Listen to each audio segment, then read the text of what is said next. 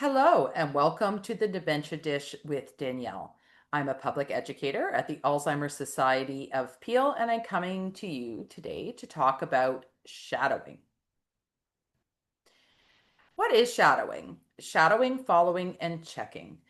Dementia can cause a person to feel insecure and anxious.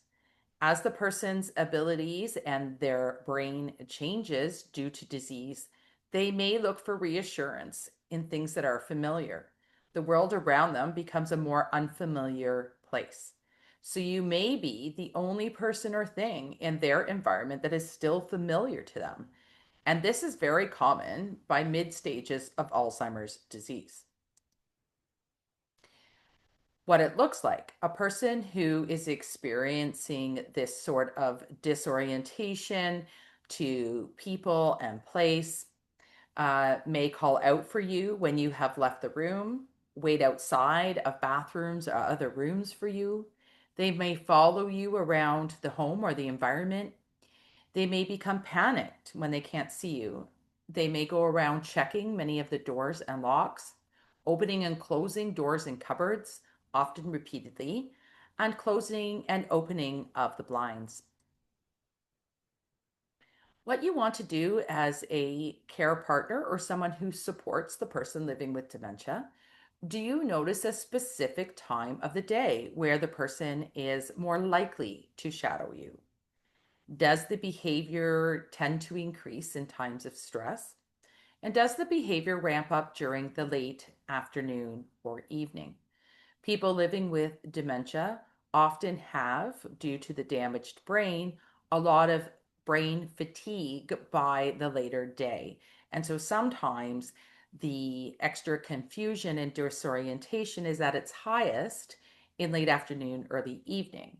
And so there may be more of an occurrence or pattern to following at that time, to following the care partner around the environment.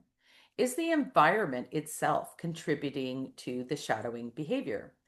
For example, at lower lighting levels, are there shadows now being cast on the walls? And is the person having difficulty understanding what those shadows are? That may cause more fear, and therefore the person may stick closer to their support people, their support family members or caregivers.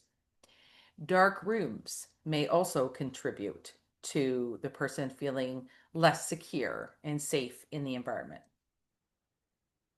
So, how to cope? Understandably, it can be difficult to cope with shadowing.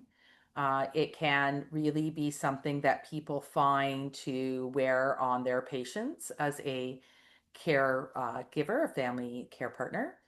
But it is important to remember that this is caused by brain changes and it is not meant to upset or annoy you. The person is not trying to give you a hard time, the person is having a hard time. If a person begins to shadow, there are some risks to this particular behavior. So, due to following too closely, they may trip and therefore become more prone to falls. The person may try to leave the house if they're looking for their care partner. So if they don't have the person in their line of vision and they think that the person, their care partner, may have left the environment or left the house, then the person living with dementia may also exit in an attempt to find them. This can be risky as the person living with dementia may have a chance of getting lost. Are you the main or only source of social interaction for the person living with dementia?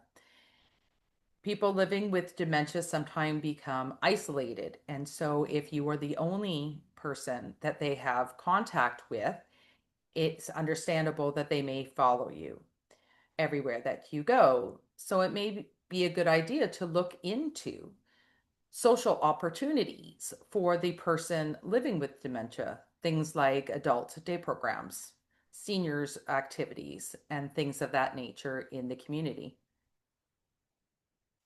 What we want to do to help support the person living with dementia is to use reassurance, validate the emotions, even if we don't completely understand where their anxiety and fear is stemming from. We want to acknowledge that it is fear and anxiety that they are experiencing. Use gentle touch to let the person know that they are safe. You can use some redirection and help the person using an activity that you both enjoy. Listening to music may be one such activity, and talk to the person's doctor about medications for calming.